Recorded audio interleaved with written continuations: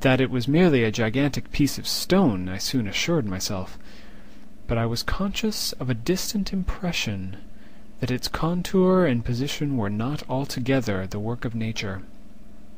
A closer scrutiny filled me with sensations I cannot express, for despite its enormous magnitude, and its position in an abyss which had yawned at the bottom of the seas since the world was young, I perceived beyond a doubt that the strange object was a well-shaped monolith, whose massive bulk had known the workmanship and perhaps the worship of living and thinking creatures. Dazed and frightened, yet not without a certain thrill of the scientist's or archaeologist's delight, I examined my surroundings more closely. The moon, now near the zenith, shone weirdly and vividly above the towering steeps that hemmed in the chasm, and revealed the fact that a far-flung body of water flowed at the bottom, winding out of sight in both directions and almost lapping my feet as I stood on the slope. Across the chasm, the wavelets washed the base of the Cyclopean monolith, on whose surface I could now trace both inscriptions and crude sculptures. The writing was in a system of hieroglyphics unknown to me, and unlike anything I had ever seen in books, consisting for the most part of conventionalized aquatic symbols such as fishes, eels, octopi, crustaceans, mollusks, whales, and the like. Several characters obviously represented marine things which are unknown to the modern world, but whose decomposing forms I had observed on the ocean-risen plain. It was the pictorial carving, however, that did most to hold me spellbound. Plainly visible across the intervening water, on account of their enormous size, was an array of bas-reliefs whose subject would have excited the envy of a Dore. I think that these things were supposed to depict men, at least a certain sort of men, though the creatures were shown disporting like fishes in the waters of some marine grotto, or paying homage at some monolithic shrine, which appeared to be under the waves as well. Of their faces and forms I dare not speak in detail, for the mere remembrance makes me grow faint. Grotesque beyond the imagination of a Poe or a Bulwer, they were damnably human in the general outline, despite webbed hands and feet, shockingly wide and flabby lips, glassy, bulging eyes, and other features less pleasant to recall.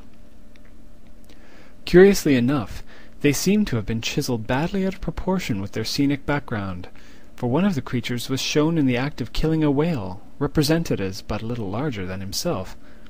I remarked, as I say, their grotesqueness and strange size, but in a moment decided they were merely the imaginary gods of some primitive fishing or seafaring tribe, some tribe whose last descendant had perished eras before the first ancestor of the Piltdown or Neanderthal man was born.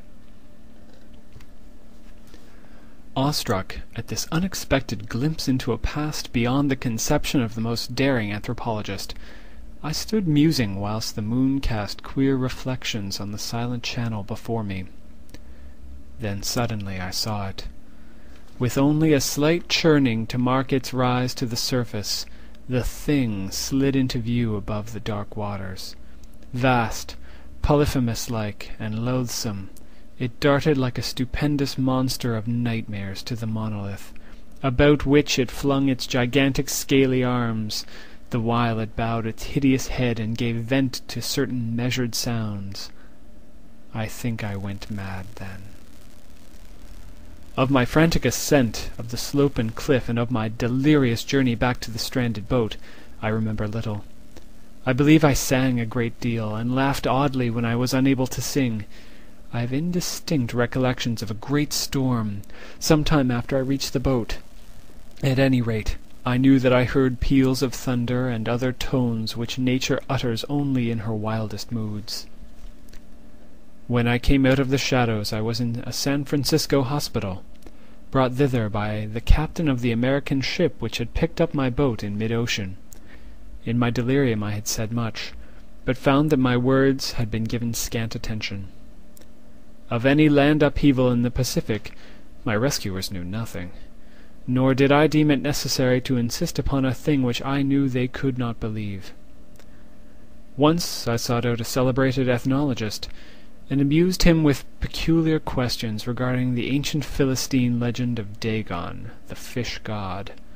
But soon perceiving that he was hopelessly conventional, I did not press my inquiries. It is at night, especially when the moon is gibbous and waning, that I see the thing. I tried morphine, but the drug has given only transient surcease, and has drawn me into its clutches as a hopeless slave. So now I am to end it all, having written a full account for the information of the contemptuous amusement of my fellow men. Often I ask myself if it could not all have been pure phantasm, a mere freak of fever as I lay sun-stricken and raving in the open boat after my escape from the German man-of-war.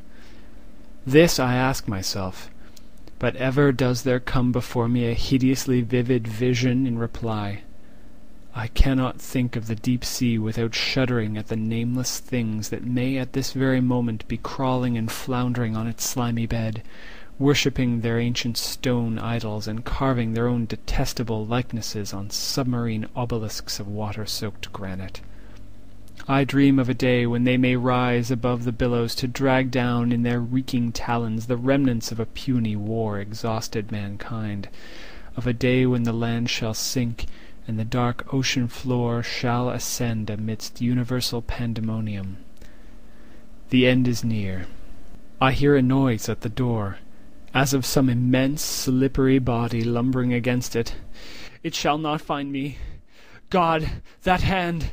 The window! The window! End of Dagon. This has been a recording by Michael Sample, Halifax, Nova Scotia, Canada, 2008.